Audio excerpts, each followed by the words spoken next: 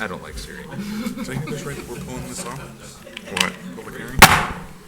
Okay, we will call to order the regular meeting of the Batavia City Council for Monday, September 16th, 2019. I ask that you all please rise for a brief invocation, be followed by the Pledge of Allegiance. Tonight, in our meeting, we are, among other things, going to witness a presentation of a check by Batavia Main Street to our Interfaith Food Pantry. And I just think that this is a real, true example of a Batavia blessing and a statement of what this town is really all about, where we have so many people who are willing to either contribute, work, or volunteer, or just be a good steward of service in trying to help people in our community who are having a difficult time with life, including buying groceries for themselves and their families. And I would note that Batavia is very proud of activities like this, and I think this recognizes really one of the great strengths of our community because of the caring and passion and understanding and fulfillment of service to others that is so rich in Batavia and is such a proud tradition for us to have both today and to pass on to future generations. So I just want to cite that tonight as a true blessing of what the spirit of Batavia is all about. As always, we want to remember those from our community who are serving in foreign soil in defense of the liberties of the United States of America, and I just ask that a special blessing be showered on each of these men and women as they go about their vital missions. And as always, we ask for direction and understanding and vision and appreciation as we, as the City Council, make the decisions that are being asked of us here tonight. We ask for all these blessings. Amen. Alderman Beck, would you lead us in the Pledge of Allegiance? Allegiance to the flag of the United States of America and to the republic for which it stands, one nation, under God, indivisible, with liberty and justice for all.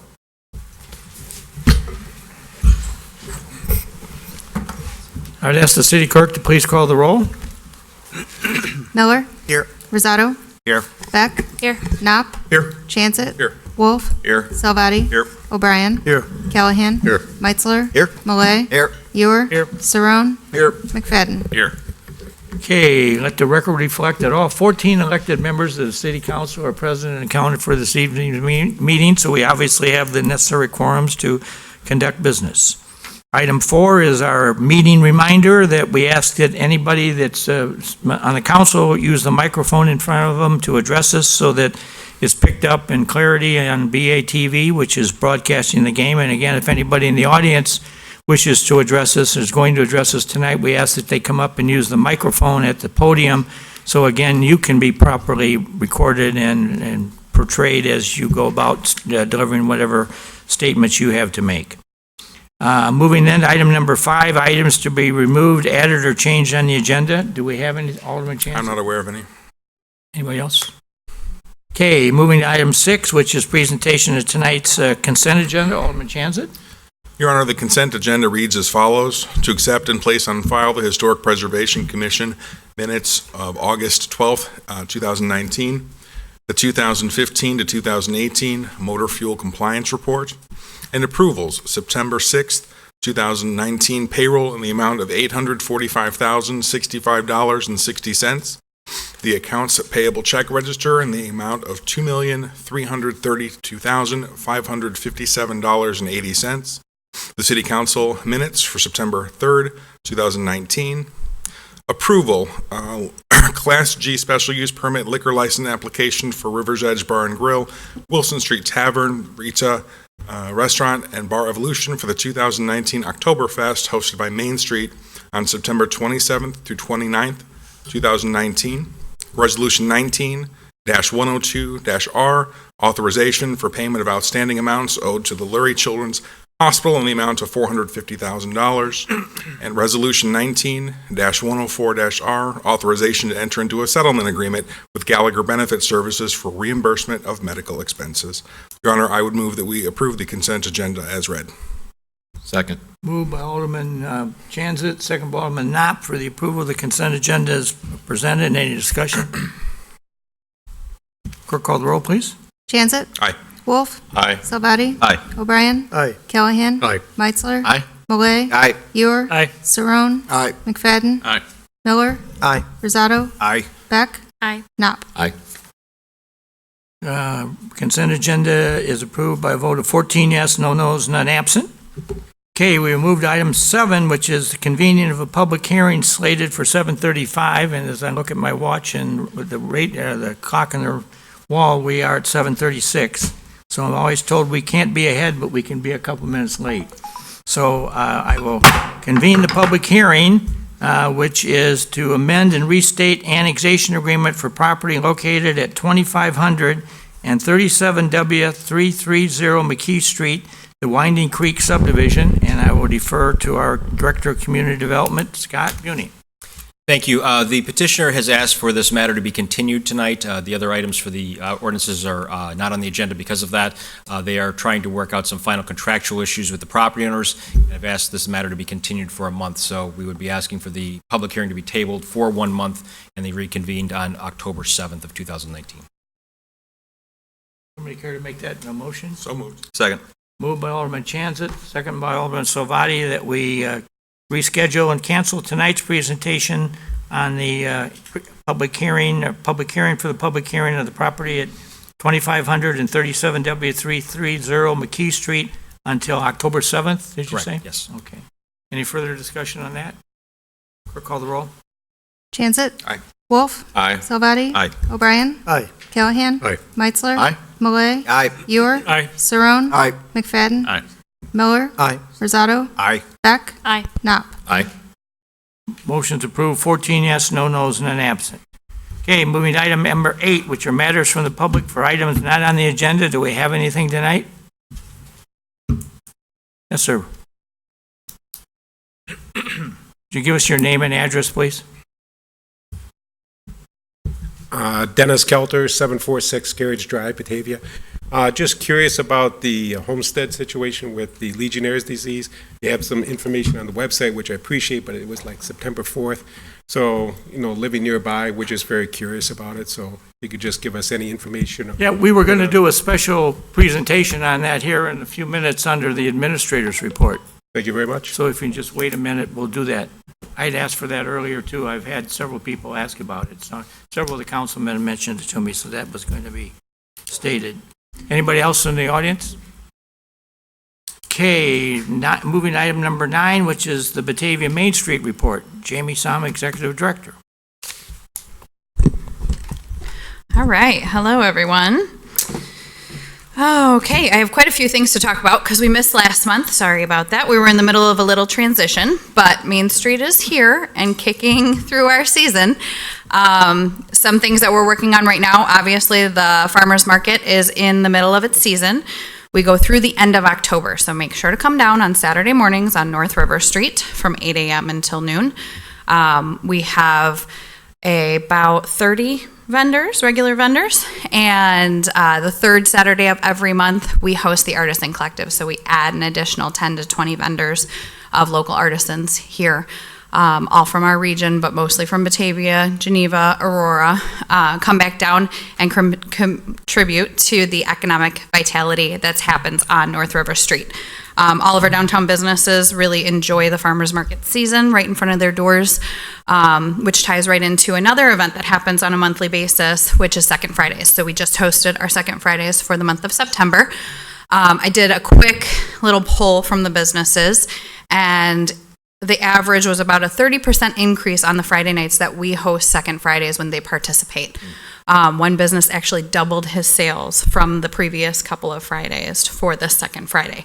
The weather was nice, so that is beneficial. But when other businesses around them are participating in a promotion, it seems to help increase their sales numbers. Water Street Studios did host their 10th anniversary this past Second Friday. Excuse me.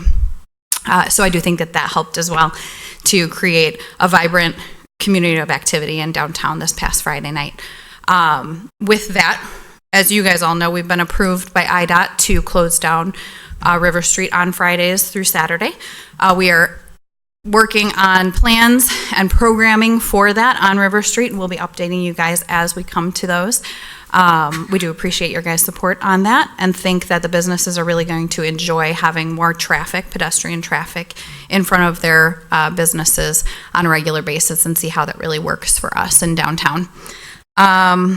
let's see, dinner table, and we'll get to all the details of dinner table, but just to go back on what just recently happened at Main Street. So we hosted dinner table beginning of August, and it was a complete success. We hosted 234 people. The reason we expanded that table was to make sure we had spaces for our sponsors while still inviting 200 community members to come and purchase tickets and support the Batavia Food Pantry. The background on that event started as a volunteer planned event. It happened to work well to fit it right at the start of National Farmers Market Week. So the spinoff was working with our farmers market vendors to provide the food, working with the downtown restaurants to prepare the food, and then working with volunteers to serve the food, all while raising funds for the food pantry here in our downtown. I'll announce the number shortly, and then we'll present a check with help from our sponsors and some of our committee members. Prior to that, we had cocktails in the park. We hosted about 400 to 500 people at that event. Another beautiful evening. We've been really lucky with the weather this year, so we're fingers crossed for Oktoberfest too. We raised just under $20,000 for the organization, and that includes money that goes to the restaurants that participate and get to display their restaurants to 500 community members. We compensate them for being at the event. And it really brings people down who wouldn't otherwise come to some events, because that one is a non-family focused event, which attracts a different clientele to our downtown and gives visibility to those businesses that participate. Then 2 weekends ago now, on Labor Day weekend, we hosted the block party. This has become a community favorite, I think, because for the people who stay home for the holiday, they all come down here. It was about 4,000 people. Flooded downtown, and that event flanks both the River Street area as well as Peg Bond, so it's a nice branch across the river for us. We hosted a successful classic car show, which attracts one group of individuals who then flow across the pedestrian bridge and patronize the restaurants. The restaurants together are all downtown Batavia restaurants, and they had a total of more than $20,000 in sales that night. So all of that money, other than a small portion to help us pay for the bands and fencing and all of that, goes back to those restaurants. So that goes right back into our downtown businesses' hands, while also giving them visibility to the community. So those people might purchase pizza at Pale Joey's booth that night and then choose to take their family there on another night, which is our goal. So that one was a complete success. Up next is our Oktoberfest event. So I passed around mugs for all of you council members, Batavia Oktoberfest. This year we scooched it up a little bit. It is September 27th, 28th, and 29th. Something new and exciting this year is on Sunday, which is Family Day. We have wiener dog races. Now, no one knew this was going to be as popular as it is. We have, I think as of today, maybe about 40 wiener dogs registered to race. We're not quite sure how that's going to happen. We're breaking it up into different time periods because that's a lot of puppies. So we're excited. We may just have to do the wiener dog races at Peg Bond next year because it's so popular. I didn't know there were that many people in our area that had those silly little dogs. This event is fun for all ages. It is German food. We're partnering with Schnitzelplatz this year. They're going to be providing the main German feast. And then Team Fib is doing a spin on the regular barbecue to go with a German style food. We're able to work with the downtown restaurants on River Street, which you guys approved tonight, their liquor license, so that they can allow takeout from their spaces that are located on River Street into the fenced-in area so that it's a safe perimeter for them. But this gives them an opportunity to benefit financially from this event as well. What else? Any questions about River Street or about Oktoberfest? I think that's all the new things that we have is really the wiener dog races. But your steins there include a ticket for you to come and enjoy the event with us. So I do hope to see you guys all there. Now we're going to get to the fun of the evening, the big presentation. Now I can't find the giant check because Main Street office has moved 3 times in the last year. But that doesn't matter because it's a dollar value that's very big. So I'd like to welcome up a representative from Aldi, the food pantry, and members of our committee to come up here.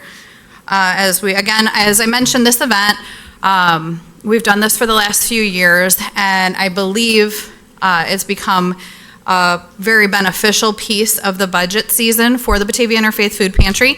Unlike a lot of communities, our food pantry is in our downtown, which I think is really exciting. It makes it accessible to everybody in our community on both sides of the river. One of the things that I didn't mention about that Main Street's really seen an increase in SNAP users as well as food stamp numbers this year. And I think that that's in partnership with organizations like the Food Pantry and with the Batavia Apartments, people who utilize those programs in our community. And we have a really awesome community that allows us to provide for all of those people. So tonight, last year we were right at $10,000, correct, Jess?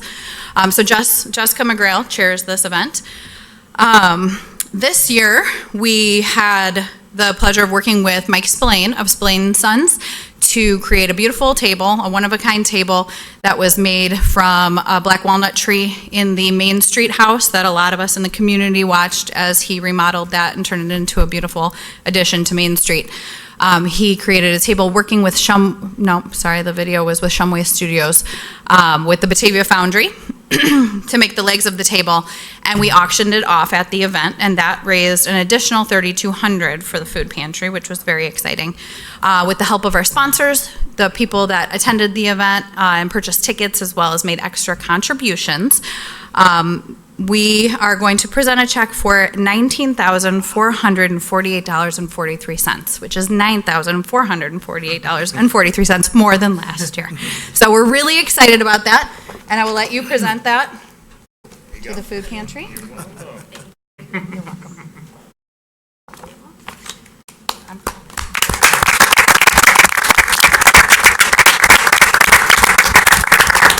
So I don't know that I can say anything more than what the mayor and what Jamie have already said about what this means for the Batavia Food Pantry. On behalf of the board and of our clients, we are so appreciative to Batavia Main Street for having this event that raises funds for the food pantry. I think it is the perfect event to raise funds for the pantry because it does show how central food is to our community, to our sense of family, and our sense of security. And this is going to go a really long way to helping families in our community, our own neighbors who are struggling with difficult times. So thank you very much.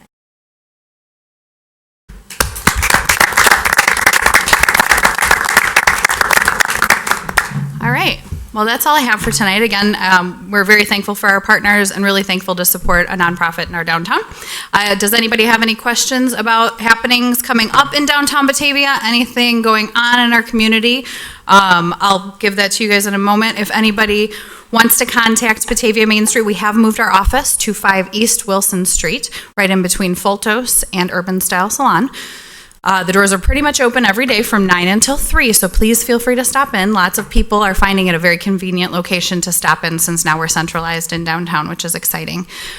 We do plan on having a little bit more of a welcome center environment in the front for people to come pick up information as they walk through downtown. We're seeing a lot more of that.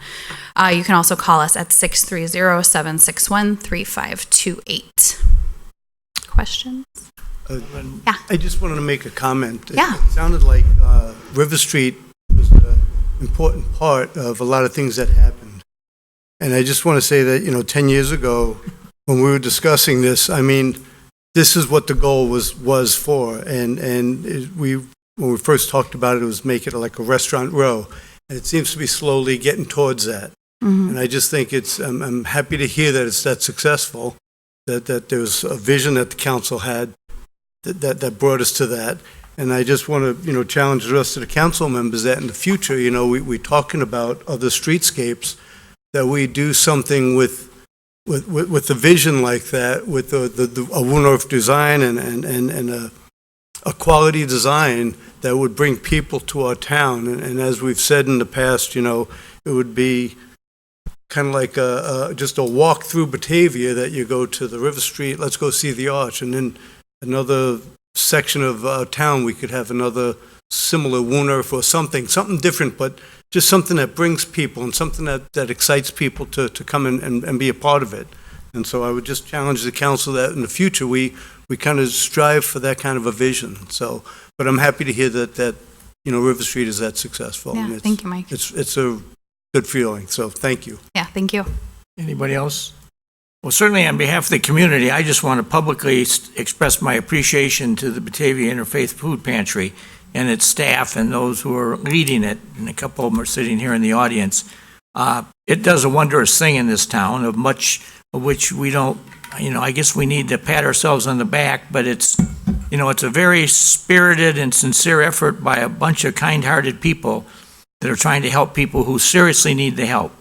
And we're not just handing out things down there to people that may or may not need it. We know who these people are and that they do need the help and support. And Batavia has been becoming somewhat of a model of this type of thing, of the things that we do. And thanks to, other things that we've done, picking up on what Alderman O'Brien just said, previously I've entertained the city councilors from Dixon, Illinois, and from Lockport, Illinois, in here they come in on buses, look at our town and the downtown specifically about things we've done here. And I'm pleased, I don't want to say the names now because they're telling me they don't want it public yet, but I've got 2 other city councils that are now asking about coming to visit Batavia, and I tell them, well, if you really want to come, you need to come on a Saturday morning when we really got this place rocking and rolling, and you can see for yourself what a place like a River Street will do. And so if they show up, I'm going to be calling on Jamie to be there to help me meet and I'll be there. show them around. But it's exciting for me because, needless to say, I wear the same political battle scars that Alderman O'Brien does, and I think Alderman Wolf were the 2 that were sitting here with us when we got ourselves into this conversation. Take another round of them if it works out. I know, but I mean, if you remember, there was a lot of negativity floating around, and we took a lot of shots, and over the years, I've gained a lot of political battle scars, which I wear proudly, and this is certainly one of them. But I just think, as Alderman O'Brien so rightly pointed out, this has become kind of a real badge of honor for Batavia and something that we should wear and talk about with great pride, because it has reached the visions that were being, and at the time, they were just visions about what maybe could happen. And we're there, I think. We're well on our way if we're not there yet. So thank Main Street and our friends at the Chamber and the friends at the Food Pantry and all those involved, and the Clothes Closet down there, because those are the things that really are making Batavia a city to be proud to call your home. So thank you. Thank you. May I say one last thing also? On the food pantry, I'm happy to hear that SNAP is involved in that. Because that is, giving people in the subsidized housing area, people who have little means, access to good food, good, healthy, wholesome food, fresh vegetables, which is important for every diet, especially for young children.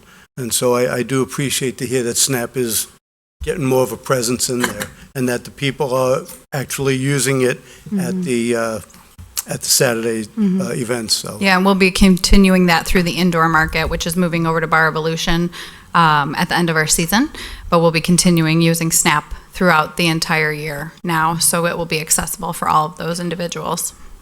Thank you, guys. And one other thing I just want to say, I get pontificating here and I don't remember everything I should say. I just want to publicly thank and commend Aldi grocery stores, which is probably one of our biggest industries in town, for their willingness to step forward and really truly become part of the community. And this has not been just a one-time thing. They very quietly and in their own inevitable style do a whole bunch of nice things for this town throughout the year.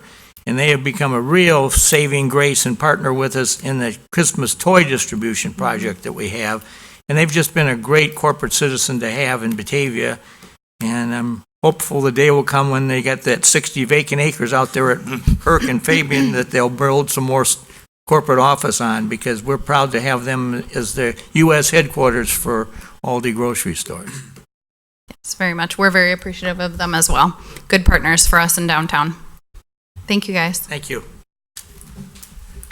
All right. Next, we're going to let the city administrator make the introduction here, I guess. Sure.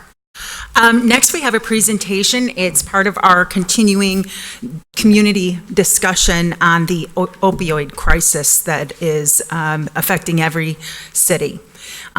We have a presentation today from Jim Brunetti. He is the Director of Clinical Services at Wren's Addiction Counseling Center of Elgin.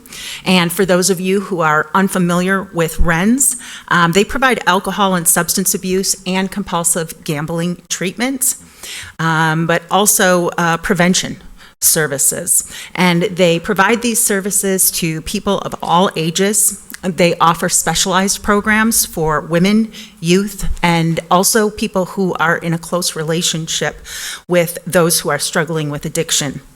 There are also programs for parents, partners, spouses, and children of such individuals. RENS Center has been in existence since 1961. And they have offices throughout the Fox Valley region and are licensed throughout the state of Illinois.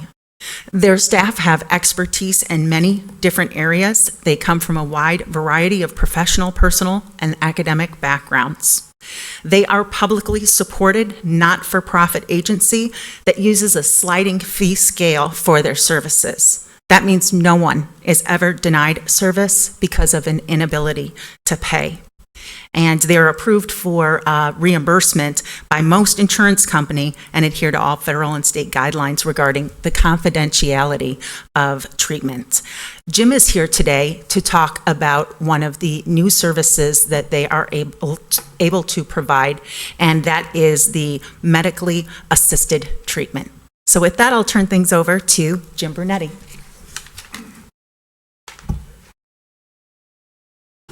Welcome. Thank you for coming. Hello. Good evening, everybody. I'm just going to get my PowerPoint up here.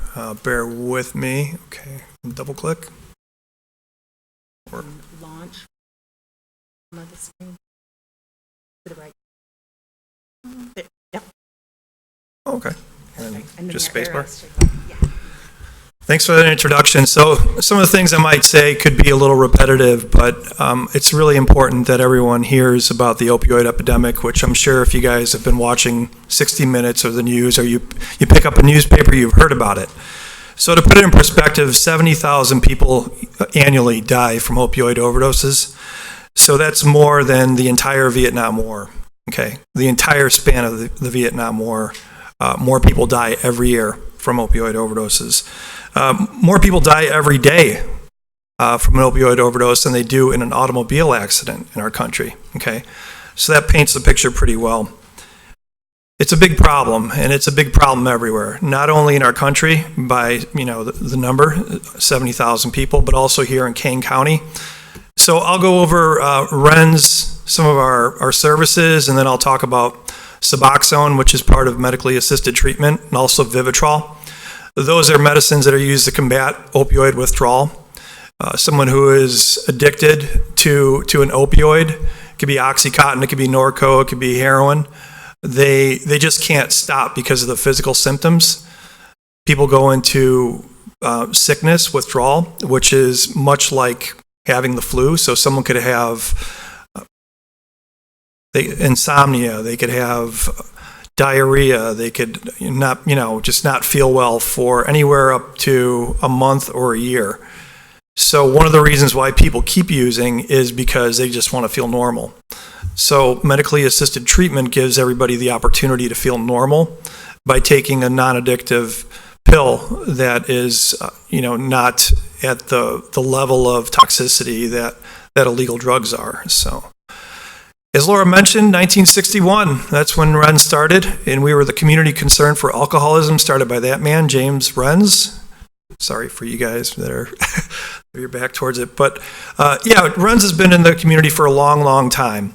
And we're really proud of the care that we've given Elgin, Kane County. And we're really, I think we're probably one of the best outpatients in the state of Illinois because we have been around so long and our program has been refined and built up, and it's really solid because of the years of experience. We've been able to really build up our program with groups, experienced staff. So with having medically assisted treatment, now I see that as the gold standard in addiction treatment. We have medication and therapy.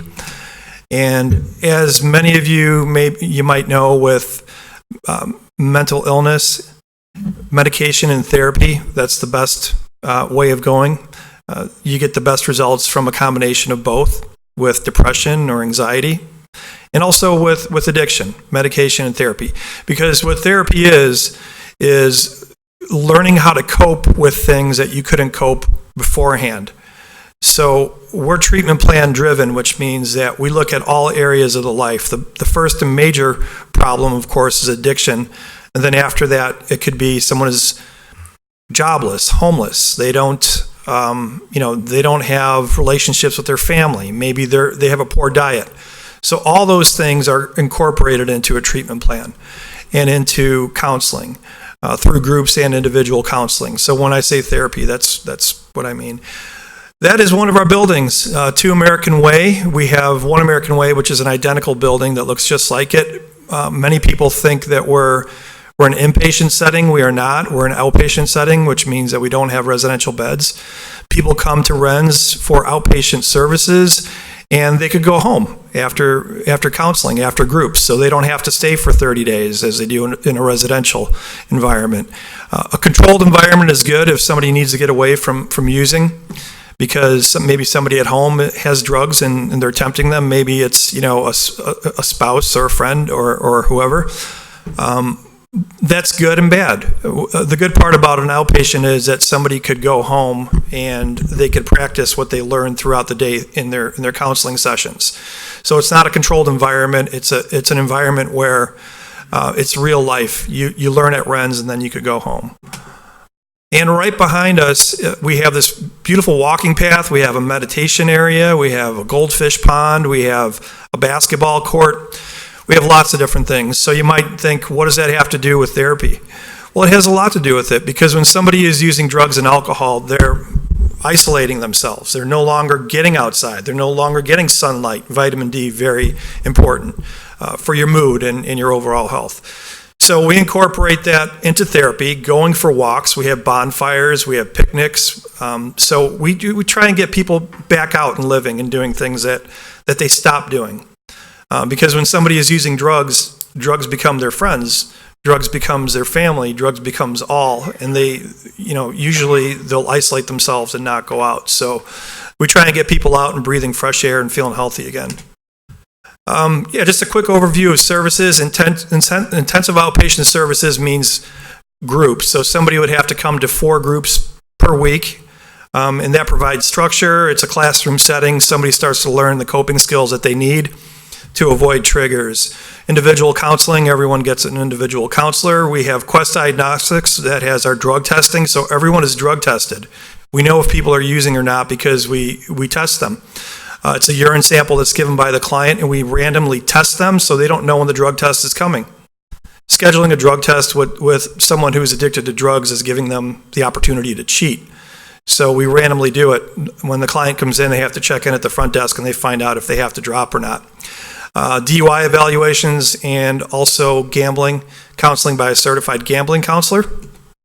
Medication-assisted treatment, which I'll get into a little more. We have childcare free of cost for parents, so they could come to groups and they could bring their children, because childcare is a barrier. If parents have nowhere to leave their children, then the likelihood of them coming to counseling is much lower.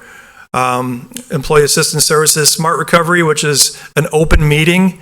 I've started Smart Recovery meetings throughout Elgin in Kane County. We have one that's an open and free meeting at our St. Charles location on Wednesday night, one in Streamwood. I do one in the Kane County Jail. I think it's important to start to rehabilitate people who go to jail and give them coping skills, so when they exit jail, they know where to go to groups, get help and counseling, instead of going back to the same environment. Narcan, which is a nasal spray that reverses opioid overdoses. I'll get into that in a little bit too. And we work with Kane County Probation Drug Court, and as Laura mentioned, we have prevention services inside our schools. We don't turn anybody away. Medicaid plans, mostly all MCO plans, will cover treatment. It will cover medication. We take Medicare, private insurance, most PPOs, HMOs. We don't accept, but we could set a sliding scale so we don't turn anybody away. Okay, so in Kane County last year, there were 68 fatal overdoses. 68 people died from an opioid overdose, whether that's pills, heroin. 68 people died, and that kind of paints a picture right there of just how close to home this is. 70,000 people a year Nationally, locally, 68 people died. The good news is more people are not dying because of medically assisted treatment. So 68, overdoses, that's still a pretty high number, but because of Narcan, because of Suboxone, because of Vivitrol, it's saving lives. So people are still overdosing, but they're getting help and their lives are being saved through MAT. Okay. So over 47,000 prescription pills in Kane County from 2006 to 2012. That's 13 pills per year. There's a lot of pills that are out there.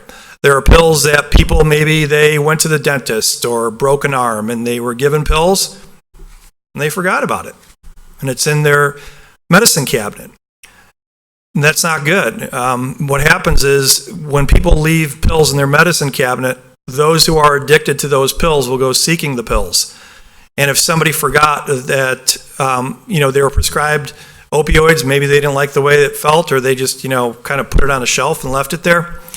That is something that's very appealing to someone who's addicted, because the reward system in the brain changes when someone is addicted. So everything becomes geared towards using drugs.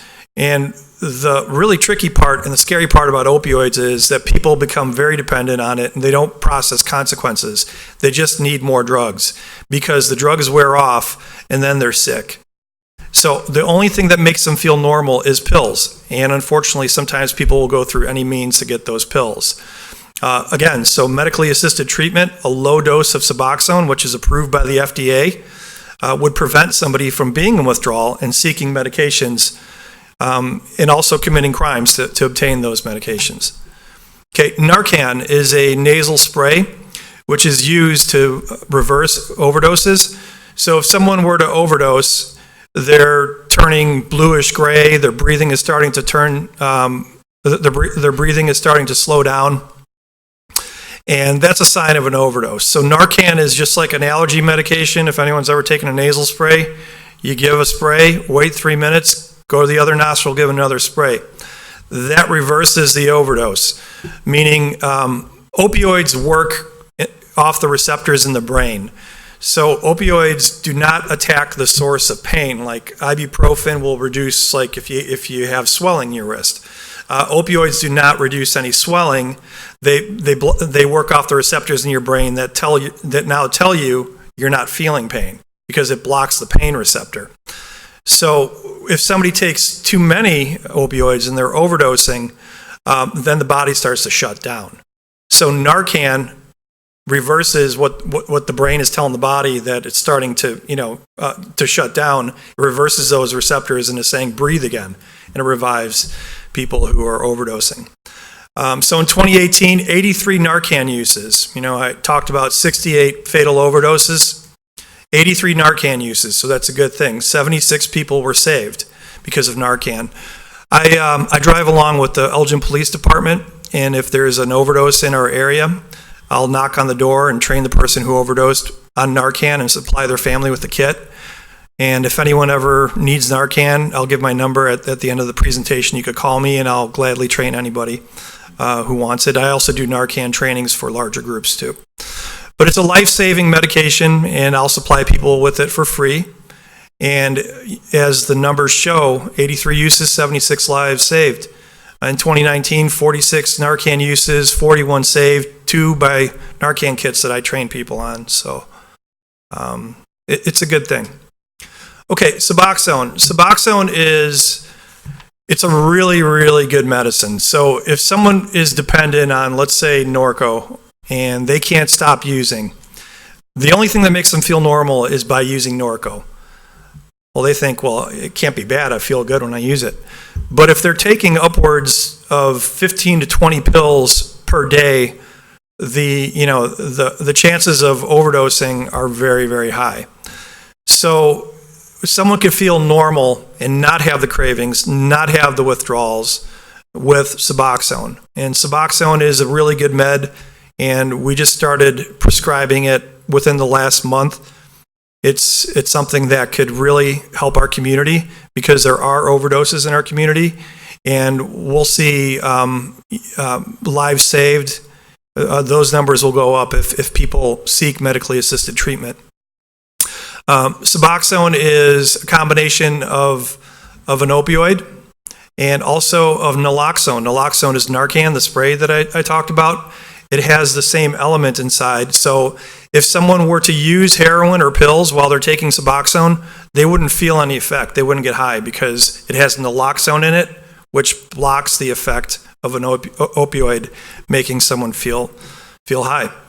So I'm proud to announce that we have this medicine. It's something that is needed in our community. It's not the easiest thing to talk about. There is a stigma, but when you look at the numbers, I mean, it could be, it could be someone on your block. It could be someone who needs pills and breaks into your car. With that many people who are using, this will have an effect on mostly everybody. It could be people who are addicted to the meds flooding the ER, and that's slowing down treatment for other people. So the more people we could get help, whether it's counseling or medication-assisted treatment, the better off it'll be because of the numbers and the people who are addicted and dying from it. Vivitrol is an injection, so it's not an oral medication. Suboxone is an oral medication. Vivitrol is an injection that's given every 3 weeks. And Vivitrol works with alcohol dependency too. So if someone were to drink while they get the Vivitrol injection, they wouldn't feel any effect of it. Vivitrol also works with opioids. It blocks the effects of opioids, and it also reduces cravings and withdrawal. So Vivitrol and Suboxone, 2 really, really good meds. Addiction is a cycle. It could start anywhere here. So it could be guilt, emotional triggers, craving, ritual. Once someone starts on that cycle, it's hard to get off, because what they do is they're just using all these things as a reason to use. It could be an emotional trigger or a craving. If somebody's craving something, the impulse control is very low, so the likelihood of going to drugs is pretty high. And the effects in the brain: dopamine, norepinephrine, acetylcholine, glutamine, serotonin. These are all parts of your brain that omit pleasure, arousal, mood elevation. Unfortunately, people who tend to struggle with addiction, there's co-occurring disorders. Co-occurring means that they may struggle with depression or anxiety. So if somebody naturally has anxiety and they have a fear of speaking to people or going to work, and that fear is so strong that they don't get out of the house and they don't interact with people, and if by chance they were to break their arm, go get surgery, and they were given morphine or a pain pill, all of a sudden that's a complete endorphin release. So now someone who naturally struggles with depression or anxiety and their brain can't produce dopamine, norepinephrine, acetylcholine, now the medicine is helping release that. So that's how addiction starts and happens. Not to get too complicated with it, but so again, our phone number 847-742-3545. It's important, I think, to spread the word, and if there are people who are addicted to opioids or addicted to substance abuse, getting them help, getting them into treatment with counselors that are experienced and a staff that knows how to create a treatment plan and to help people along the way is very important.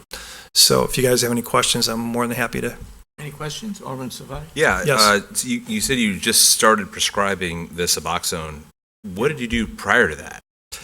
We didn't have Suboxone. We have Vivitrol. Right. But Vivitrol takes a little bit longer. So with Suboxone, someone just has to be in withdrawal. So if they used opioids within 24 hours, they could begin the medication. Whereas Vivitrol, you have to be off medication for 2 weeks. So, yeah, I mean, we didn't have anything, believe it or not, with what's going on with this epidemic, and a lot of it has to do with, you hear about it in the news. It is a really big problem, but the funding sources and the coverage from insurance companies, it's not so great. So there were a lot of challenges. There were a lot of hoops that we had to go through. There was a lot of doors I had to knock on in order for this to happen. It's, but we're going to keep knocking on doors and keep talking to people so we could offer the medicine. But there's been a lot of challenges, and that's the reason why. But I'm just focusing on right now, and I think it's really important that we have it. Any other questions? Alderman Cerrone? Just curious as to your opinion, come January 1, marijuana gets legalized recreationally. What's your opinion on that and the effects on your business? Right. Well, it's similar to alcohol. So if someone's addicted to alcohol, we treat them at RENS. If someone is addicted to marijuana, to THC, we'll treat them for addiction. I think the more opportunities you give to the public for them to go and purchase it legally, that's going to introduce more people to it, which I would seem to think is going to grow the addiction pool. But because it is legal, it will be legal. And because people may see it as it's legal, it's a safe thing, I think it might take a while before people start getting into treatment for it, because they see it as something that, it's legal, so why do I need help with it?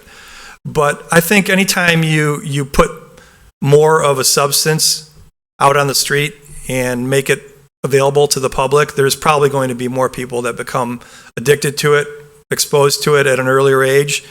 Marijuana is just not smoke. Now it could be vape, it could be gummy bears, they could put it in anything. So I think because it is kind of, it's transformed itself as far as the way people could ingest it and inhale it. So I think eventually I'm pretty confident that the problem is going to get worse. And as far as a stance on, whether or not I'm for it or against it, we're just here to help people with the problem. Thank you. Sure. Anybody else?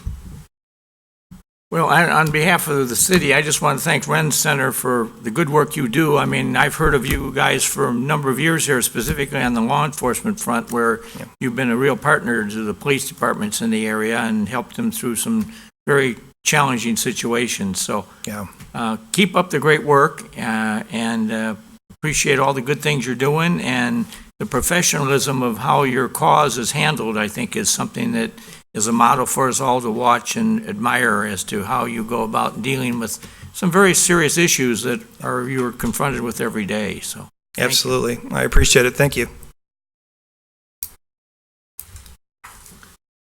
Okay, the next thing is we have a vacancy on the Batavia Environmental Commission, so I would propose to appoint Alexandria Zealous to be the new member on the Batavia Environmental Commission. I'd ask for a motion of confirmation. So moved. Second. Motion by Alderman Beck, second by Alderman Malay.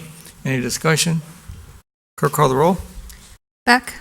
Aye. Knopp. Aye. Chansett. Aye. Wolf. Aye. Salvati. Aye. O'Brien. Aye. Callahan. Aye. Meitzler. Aye. Malay. Aye. Ewer. Aye. Cerrone. Aye. McFadden. Aye. Miller. Aye. Rosado. Aye. Motion is approved, 14 yes, no no's, none absent. Moving to 12, Resolution 19-100-R, Budget Amendment for Public Works and Government Center Interior Remodeling in the amount of $98,000. Who's got this one? Alderman Wolf? Thank you. This is a budget amendment for work to be done both at City Hall and at Public Works for space that we discussed during the last budget, well, actually the last several budget seasons. And now we're going to be proceeding with that work and to try to do it in the best way possible. We're going to have a budget amendment to get to that point so that way we can get this work done in 1 year, or this year to get that done. Anybody have any questions? Just going to say, I think it's important to get done. I know just for morale at Public Works, but here in this building here, it's a public health issue. It's we need to get it done to keep people safe. And I was going to mention that during the next one, but this is definitely the next two are together. Right. This is the budget amendment part of it. But yes, you're definitely correct that it's a life safety It's issue life that we need safety to and enforce. quality of service, I Right. think, that we'll be providing for both our employees and for the public when they're in both of the buildings. Okay, with that, I'll make the motion that we approve Resolution 19-100-R, budget amendment for Public Works Government Center remodeling for $98,000. Second. Moved by Alderman Wolf, second by Alderman for the approval of the resolution 19-100-R, the $98,000 budget amendment for the Public Works and Government Center interior remodeling. Any further discussion? Clerk, call the roll, please. Wolf. Aye. Salvati. Aye. O'Brien. Aye. Callahan. Aye. Meitzler. Aye. Malay. Aye. Ewer. Aye. Saron. Aye. McFadden. Aye. Miller. Aye. Rosato. Aye. Beck. Aye. Knopp. Aye. Chansett. Motion's approved, 14 yes, no nos, none absent. Moving to 13, Resolution 19-099-R, authorization to execute contract with BCB Carpentry and Contracting, LLC, for the Public Works and Government Center interior remodeling in an amount of $194,500. Alderman Wolf? Yes, thank you, Your Honor. During the last budget year's budget process, we plan to add office space for field crews, move the sign shop, and move employees from an interior office space and a sign shop so that they could open up space for a first floor conference room. To plan these projects, they also wanted to address the awkwardly laid out reception and customer service area for lack of security for the staff. That building, this is Public Works, was built in '87, and there have only been offices added to the second floor since it was built. As well as that, the project at City Hall will specifically deal with access and egress issues for life safety. We'll be removing glass doors from our mailroom upstairs and putting the receptionist behind and install a solid wall with an appropriate door and hardware to resolve the issues that we've had upstairs. So those are the specifics of those projects. Anybody have any questions? I think we hashed it out pretty good Yeah. at committee meeting. We talked quite a bit about it. Any other comments? Make the motion that we approve Resolution 19-99-R, authorization to execute a contract with BCB Carpentry and Contracting LLC for the Public Works and the Government Center interior remodeling for $194,500. Second.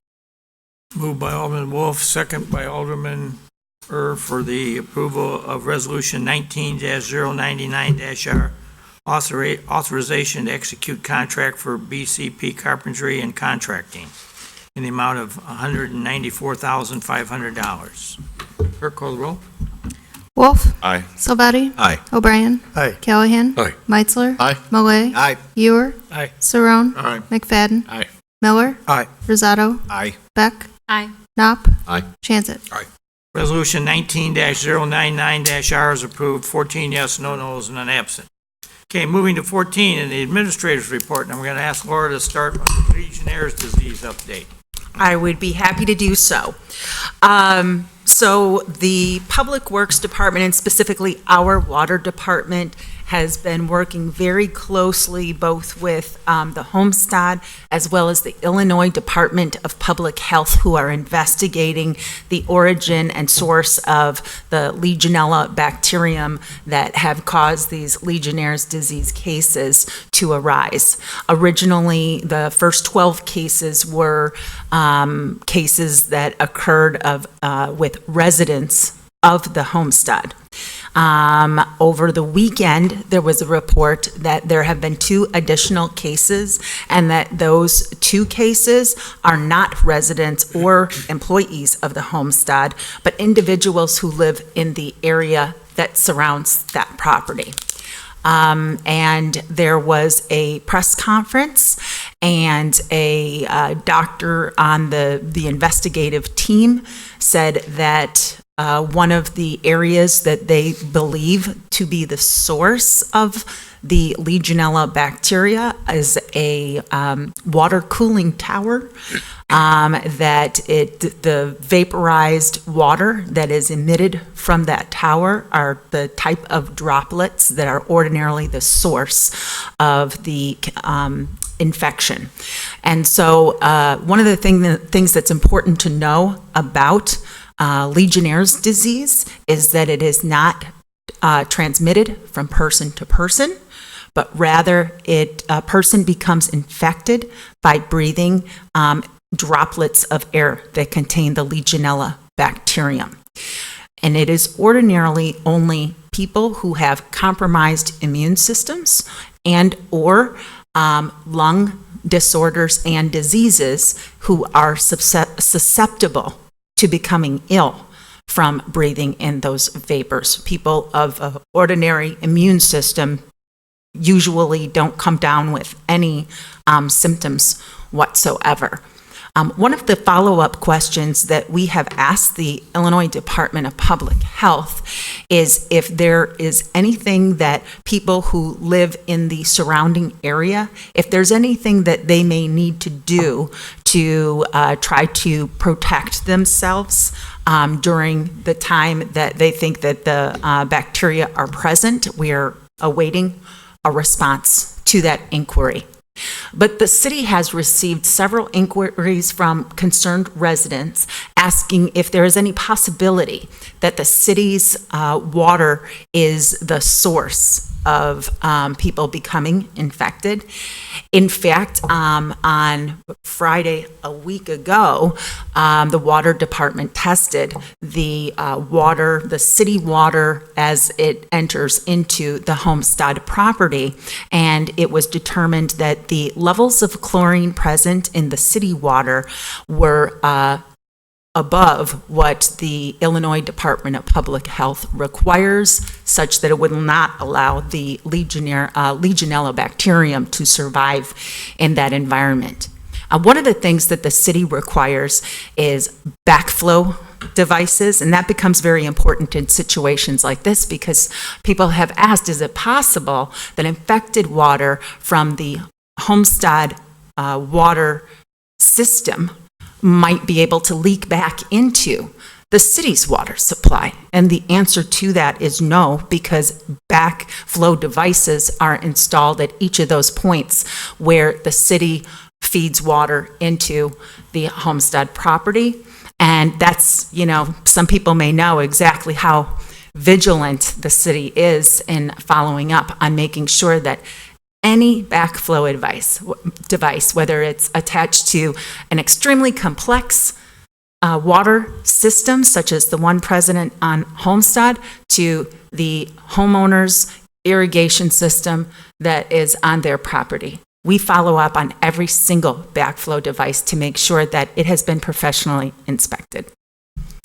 Are there any other questions that you've received that I might be able to answer for you or that you yourself have? Alderman Orr? I'm assuming the cooling tower is on the Homestead property? Yes. Okay. Alderman Callahan? You had mentioned in an email to us that some of the information was not being received by the city. Individual who wrote the most recent press release, and he assures us, I provided him with 3 separate names for points of contact with the city of Batavia, and he assures me that we will be kept more informed. Yeah, because it kind of went with some of the things that I had heard is why is the city not putting out the information? And it's kind of like, well, we're receiving the information from the investigating agency, which is IDPH. So I just want to make sure that they're timely getting us the information. Yes, and so over the weekend on Sunday, we received that additional news release that IDPH had made as well. We reviewed the in-person press conference from the news media reports, and from that we put additional information on both our website and on Facebook on Sunday morning. And so those are the most updated information that we have at this point. I'd also like to invite the gentleman who said that he was interested in hearing about the situation at Homestead, if he has any questions that he would like to present. Hey, Laura, what is the Homestead doing about this? It's not city. It's city's not causing this. Right. So what's the homestead doing about it? There's nothing we can do to prevent it, right? Exactly. Similar to what the city is doing, because certainly IDPH has requested information from the city, and whatever they need, we are providing to them. And I am confident that Homestead is in the same situation where they're providing whatever access IDPH requires and whatever records that IDPH requires. Sir? Please, come up. Would you give your name again for the clerk? Sure. Dennis Kelter, 746 Carriage Drive, Batavia. Again, I appreciate this information very much, but, I mean, living in the vicinity of this tower, what is the distance these droplets can, I mean, are we at risk right now? Thank you. The report, the in-person press conference that was on the news over the weekend, the IDPH representative said that the plume of droplets from the water cooling tower can go from 1 to 2 miles away. And I would note that I too live within exactly that radius, which is why I contacted IDPH to find out, is there any measures that residents within that area need to be taking in light of that. I have not yet received a response from IDPH. So as soon as that information is, get it out to immediately. If I receive it when I get home tonight, I'll post that information. Just curious, has anybody said anything regarding it, whether they expect additional cases to come? Or we just haven't heard anything yet? No one has said whether they expect additional cases, but the incubation period for the Legionella bacterium is 2 weeks. And we're coming up on that date here pretty Yes. quick. I might just note, Alderman. Yeah. Alderman McFadden. Do we know if they started remediating anything, or is it just investigating? No, they have begun remediating without having established what the source is. Homestead has taken measures to apply treatment to their water system, regardless of where the source is found. So they don't know what the source is yet? It has not been reported. I don't know what the result of the IDPH investigation is. They'll release that in a future press release. Is IDPH on site then? Yes. Kind of investigating it, surveying it? Yes. Crawling around? Okay. I mean, they got to be actively involved in it. Yes, and my understanding is with regard to those who have been infected with Legionnaire's disease, the CDC is also in contact with those individuals. Alderman Knopp? Did the IDPH give any timeline on when they think any of these results are going to be in, or is it just left for everybody to wonder what they're doing? We have not been provided a timeline. So just backing up to what you said there, so while somebody at the press conference spoke to the possibility of the water plumes being a source, it is not confirmed that that's correct. The water source. That's correct. So just to clarify on the information. Yes. Okay. So, are we in touch with IDPH on a daily basis? Yes, we are. Yeah, I would imagine we would be. Absolutely. Other comments or questions? I would just report, I've had the opportunity probably to talk to several dozen Homestead residents about this subject over the last couple of weeks. And almost 2 to 1, everybody was very, very complimentary toward what they felt was the city's responsibilities and the way we were doing it, and that we were, specifically when we were down there testing that water going into their system and everything else, they were very, seemingly very impressed that we were there doing everything they thought we should do and could do. So I feel good about that. And I know that our Public Works has spent a lot of extra time and effort, many times multiple extra hours during the day, just kind of trying to chase down anything and everything we could to try to keep our handle on this thing. So We haven't taken it all we've taken it very seriously and are doing everything we can to maintain the integrity of the system. And it appears that our water system was never the culprit as it unfolds here. So. Well, I believe the backflow preventers, the RPZs, they need to be tested yearly. Right. That's being done. Any other questions on that one? Okay, you got other things, Laura? I have just a few other things that I'd like to highlight, since we did just have the presentation from Jim Brunetti from Ren's Addiction Counseling Center, and he did identify people having leftover medications in their home as a possible source for those who are struggling with addiction. I always want to point out that the City of Batavia Police Department has a kiosk right in its reception area. Clean out your medicine cabinets of medications that you're no longer using. You don't have to bring in take the medication, put it into a Ziploc bag, no matter what, if it's for you or somebody else in your family or your dog, just put it in there and you can safely dispose of that at the Batavia Police Department. I think that's an incredibly important service for everyone in the community. And even if you're not a Batavian, just bring the stuff in so we can dispose of it properly.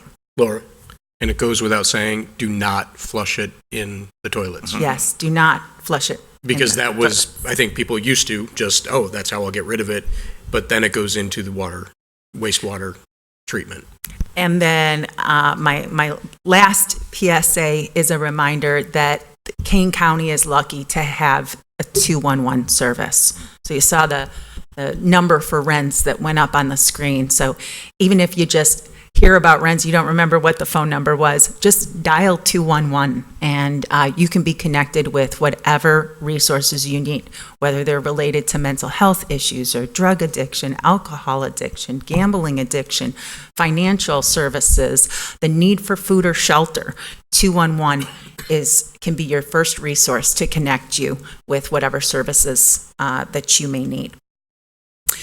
With all of this talk about Legionella at Homestead, I really wanted to point out a very, very nice thing that the residents at Homestead did, which is called Kindness Rocks. And you will find the installation out here in front of Peg Bond Center. There's a group of trees with mulch, and there is a beautiful set of painted stones that are in the shape of a heart. They have inspirational messages on them, and they are meant for members of the community to either take a rock that's meaningful to them or to take one of those rocks and give it to someone else who has shown them kindness. And I think it's just a very beautiful thing that they've done out there. So it's very pretty. Come and visit it and partake. Also, Raising Cane's restaurant construction continues. We're actually seeing vertical walls go up there, which is super exciting, and the parking lot is getting paved. It appears that everything is on track for the December opening that they are planning. And with regard to restaurants, we also had the big reveal of what the front of Oak and Swine looks like, and it looks great. That whole block is really looking spectacular. When you look at Bocaditos and then also 6+ Cypress, moved there overnight. I went to 6+ Cypress up near Batavia Avenue Friday on my lunch hour, and the next day I drove by and they're open here. So it's just amazing the look of that block. If you took a picture a year ago and you took a picture now, it's really incredible transformation. Also, the first 2 applications for building permit for the Water Tower Crossing development at Wilson and Spuler have been received. If people are unfamiliar with that project, it is planned for 4 homes that are to be built by Habitat for Humanity, and we're really, really excited that that project is getting underway. In Public Works, the underground utility work is continuing in Area 3, which the people in Area 3 know all too well, but they're being extremely patient. It's a very important project to separate a combined sewer and stormwater that wreaks havoc on that area in times when we have flooding. So we're making sure to stay in close contact with the residents in that area so that they know what to expect. And all 2019 roadway resurfacing has been completed. We just have some miscellaneous pavement patching that is yet to be done. In finance, the draft budget is scheduled to be distributed on October 25th. And the first COW meeting that the budget will be discussed is going to be October 29th. And the following 3 COW meetings in November have been reserved for discussion of the budget, with the public hearing to be held on November 12th. So look for the draft budget to be posted online around October 25th. And the last thing that I would like to talk about is the fire department has been awarded a $238,000 grant from FEMA to purchase new air packs.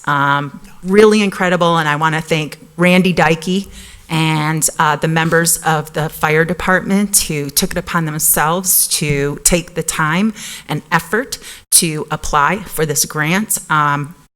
An incredible thing for our community to be able to be provided these types of resources.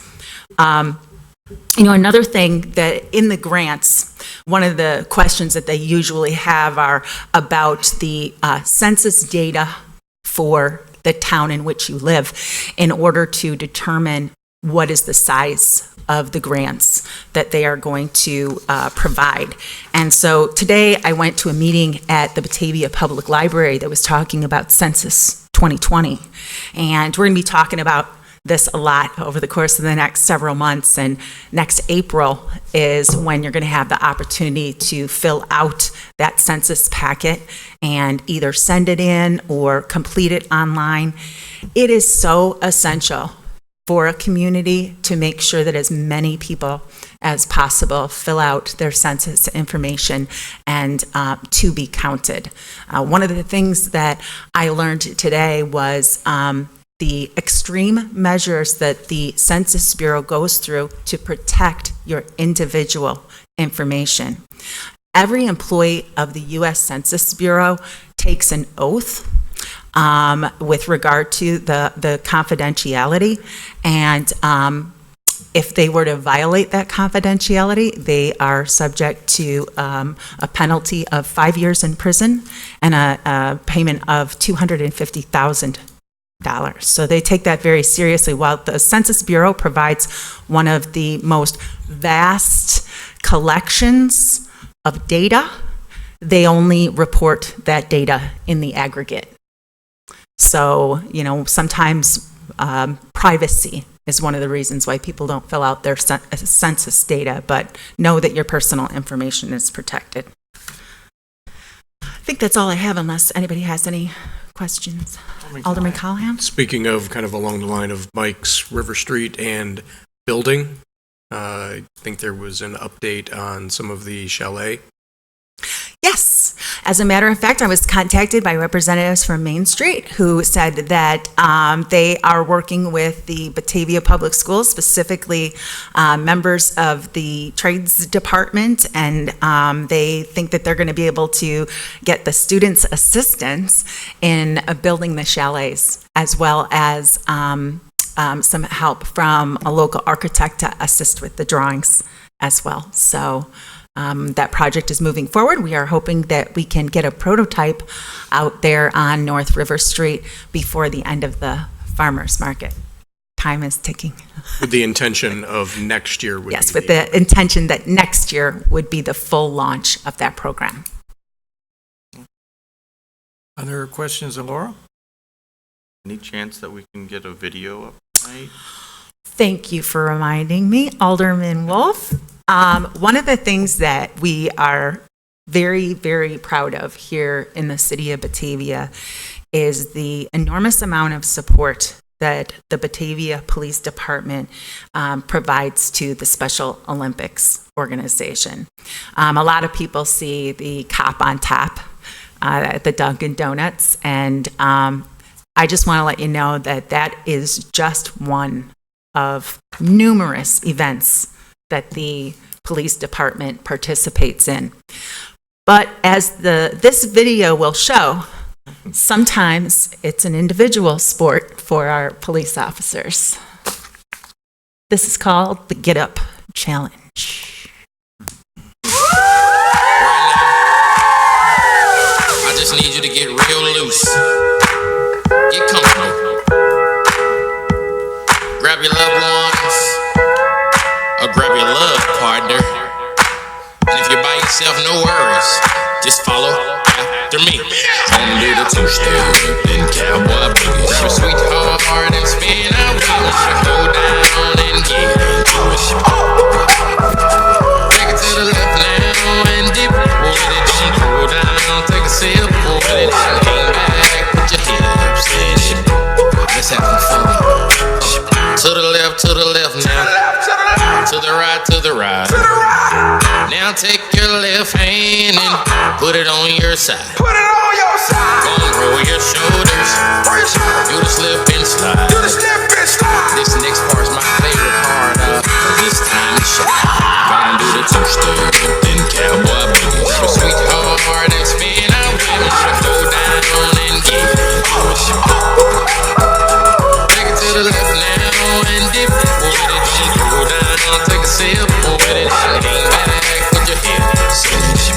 It's simple, you can do it. Slide to the left, slide to the right. Now cool down, have a good time. Slide to the left, slide to the right. Do the butterfly, have a good time. Round, round, round and round you go. It's time to show out right now and take to the floor. Do the two-step, then cowboy boogie. Grab a sweetheart and spin out wheels. Go down and get it. Take it to the left now and dip with it. Don't go down, take a sip with it. Lean back, put your hips in it. Take it down now, take it down now. Take it down now, take it down now. Bring it up now, bring it up now. Bring it up now, bring it up now.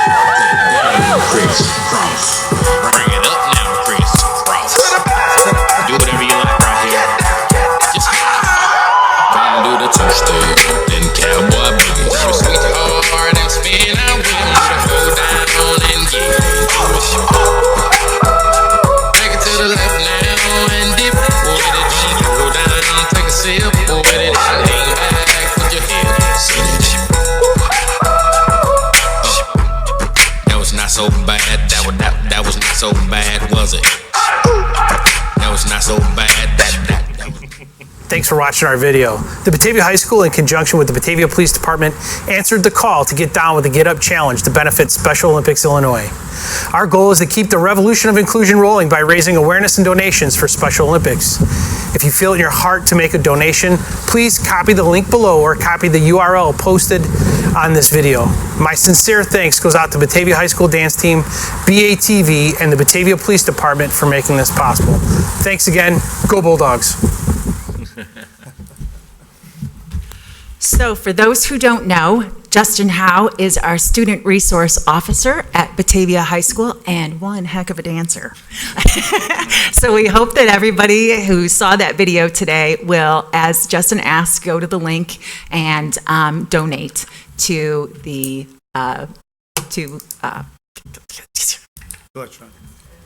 Special Olympics. Thank you. That's all I have. I think it was great. Yeah, I thought it was great. And, you know, to me, it just shows how well-connected the officers that we've had at the high school, and especially Dustin, is with the community out there. Mhm. And the fact that he's willing to do that with those kids, and those kids are willing to set that up and do that with him. Speaks volumes. Thank you. Thank you. Okay, going to 15, committee reports. Community development. I do not have anything tomorrow. the Plan Commission meeting is canceled. The next one is October 2nd. There is a Historic Preservation meeting on September 23rd. City services? Nothing on the agendas for the next cow, but I do want to remind everybody that coming up in October will be brush pickup again, and then also leaves will start soon, so be prepared for that. And again, with all the great storms we've been having lately, make sure that you keep the drains clear out in front of your houses. That's it. Okay. Governmental services? So tomorrow is a follow-up on strategic planning. Will be a presentation regarding recommended improvements for enhancing safety of walking and biking in our downtown. And then we also have a presentation by Pace Bus. Okay. Public utilities? September 24th, Cal will be discussing fiber communication, putting fiber communication at the building at the Paramount substation. That would be Resolution 19-101-R. That's it. All right. Okay, under 17, I just have a couple of minor things. Number one, I'm very pleased to report that I put in all your boxes upstairs this following press release that I received late this afternoon, which reads in part, starting Friday, September 20th, 2019, weather permitting, new traffic signals are anticipated to be activated and operational at the intersection improvement of Main Street and Deer Path Road in Batavia. The Main Street Road at Deer Path Road improvement consists of intersection widening and additional turn lanes, storm sewer installations, as well as new curb and gutter, and a multi-use path and sidewalk.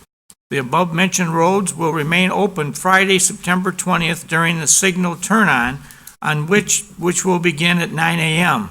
But there may be periodic traffic delays while the signal equipment is tested for an estimated duration of a few hours. Drivers in this projected area should be prepared to reduce their speeds, exercise caution, watch for construction workers and construction vehicles entering or leaving the site, and obey flaggers and other traffic control devices within the work zone. Drivers should expect delays and may want to add additional time to their commutes to consider the use of alternative routes while this work is being completed. And I'm pleased about this because, as most of you may remember, we were successful, along with the Kane County Department of Transportation, in receiving a co-grant from the Chicago Metropolitan Agency for Planning under their Federal AIDS to Urban Systems program, in which 80% of the cost of this traffic signal was paid for by that grant, and of which the Kane County Highway Department then was the lead agency, so they're splitting the remaining 20% of it with us.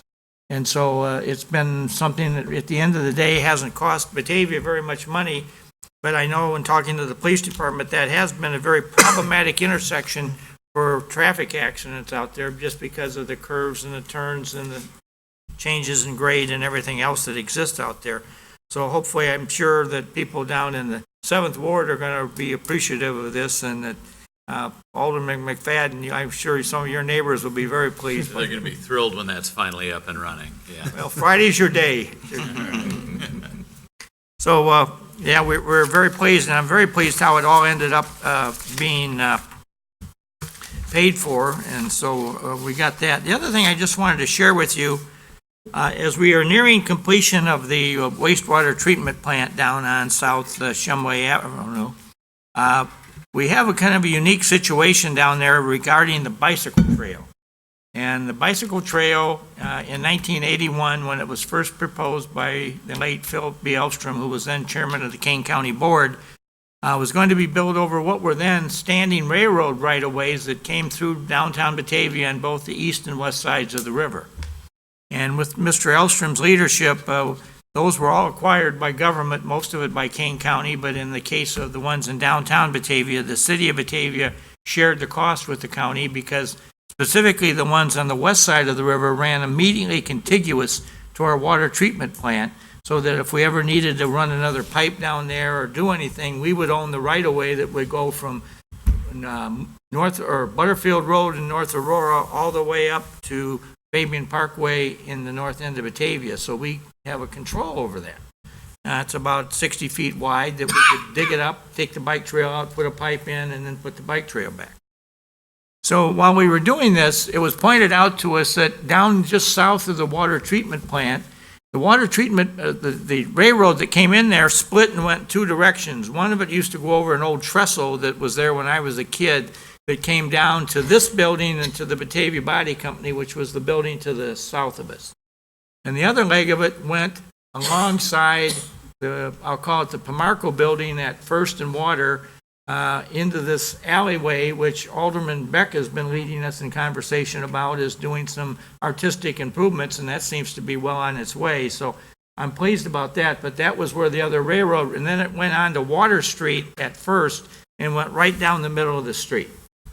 And so Phil Elstrom gets all this stuff going, and he's got a bike trail going here, and he's got a partial one down there, and they weren't connected. Well, we had a guy in town at the time who was a high school classmate of mine by the name of Richard Wells James, and he lived on Union Avenue and Elm Street at different points in his life. He was an avid bicycle rider, and he was a good friend of Phil Elstrom's, and so he goes over one time when Phil was here, and he called me and said, "Can I come down and talk to you two?" So he came down and he says, "I got this idea, if the city of Batavia would let us have 10 feet right next to the water treatment plant, we could put a bicycle trail right where the two railroad tracks spin off, and we can get one of them that will go right down onto Shumway Avenue and put it into downtown, or we can have one ride alongside Pomarco and go north up to Geneva." And Phil said, "That's a heck of a great idea." So that got enacted, and Richard even came down with Phil and with the engineers at the time when that was being done, and with the old water treatment superintendent that we used to have. They all sat down and figured out exactly where this path should go. And when you get down there now, going down the Union Street Hill to the quarry, the family of Richard James has bought a very nice waiting bench that's got his name on it, and it's for bicyclists to get off and change their shoes or take a rest or whatever have you, and it's got a little memorial on it to him. And it was suggested to me, and I think this is a great idea, that I think it's a 768-foot run, which is where this trail breaks off between the two, and the run that goes through the sewer plant right next to it and goes right by we just honored them tonight, the Interfaith Pantry. I'm having a brain block here. The Pantry. food pantry. Sorry. It goes right by the food pantry. I think it would be appropriate that we name it the Richard Wells James Memorial Bike Connection. And so we have come up with a plaque. It's not very big, but it says Richard Wells James, November 13th, 1948 till April 29th, 2018, which was Rich's lifespan. And it says, "Richard James was an active person who enjoyed all forms of exercise, especially biking. He was a founding member of the Batavia Bicycle Commission. It was he who conceived the plan to create this part of our trail system, which provides a safe and easy connection of the paths on the east and west sides of the Fox River." And so we're going to, if it's okay with the council, we're going to erect this little plaque down there. And then I've got the street department is going to make 2 street signs, one down by the food pantry and the other up at the bottom of the hill at Union Avenue, which will say the Richard Wells James Bicycle Connection. And so I think it memorializes him in a way he'd be very pleased about. And this guy was the one that thought all this up. He came along and said, I think this would be a neat little thing if we can just get 10 feet here next to the treatment plant. I was down there last week, sat there for about 45 minutes watching what was going on, and I counted 37 people on bicycles that took this path and went down there and safely got down onto Shumway and whatever have you, and some of them came back up and went and headed south toward Aurora. So, Rich, I think this one is for you. I guess what I would ask, just for the grins of it, if somebody would make a motion and we get a second, and we'll have a vote on naming this in his honor. Make that motion, Your Honor. Second. Okay, moved by Alderman Wolf, second by Alderman Rosado, that we name the 768 feet of the path next to the treatment plant, the Richard Wells James bicycle connection. Clerk, take a roll. Wolf. Aye. Salvati. Aye. O'Brien. Aye. Callahan. Aye. Meitzler. Aye. Moe. Aye. Ewer. Aye. Saron. Aye. McFadden. Aye. Miller. Aye. Rosado. Aye. Beck. Aye. Knopf. Aye. Transit. Motion's approved. Thank you guys very much. Alderman, I actually have another Absolutely. before we do this. I want to take a moment and acknowledge the passing of Kate Sullivan. She passed last Thursday suddenly, and I just want to extend our condolences to Tim and their family. Kate and Tim actually did the Batavia Neighbors magazine, and just a real force in Batavia. They volunteer a ton of their time, and it's just a tragic, sudden thing, and just want to just express our condolences to the family. If anyone's interested, there is a visitation on Wednesday from 3 to 9 at the Modell Funeral Home in Darien, and then there is a burial on that Thursday at 10 at Our Lady of Peace Church in Darien. thank you for bringing that up. I share your grief and concern. They have been a dynamic couple in helping us present this magazine to the community. And ironically, I just had an encounter with her within the last 10 days, and we had a nice conversation about some stuff that was going on. And I had had some inquiries from some other cities asking about the magazine, and so I was sharing it with them, and they were going to make some efforts to reach out to the other town and talk to them about it. So it's tragic. She certainly was a dynamic force within that, and a lot of the ingenuity and razzle-dazzle and the friendliness of that magazine, of which I constantly get positive reaction and reviews to, and the fact that you got all the governments of Batavia funding something cooperatively and together, and sharing all the news they need to share with people about what's happening in the government and what's opening and closing, and what's the new change in the schedules and everything else that goes down. Between us all, I think it's been a wealth of information, and the Sullivans get most of the credit for putting that together. Sure. So, thank you for that.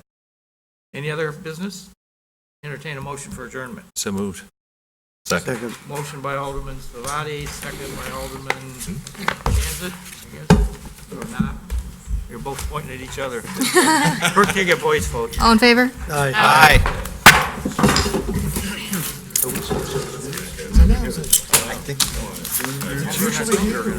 It's like you didn't say it. You didn't second it. It's like, we're just going to sit there. You wouldn't have gotten far.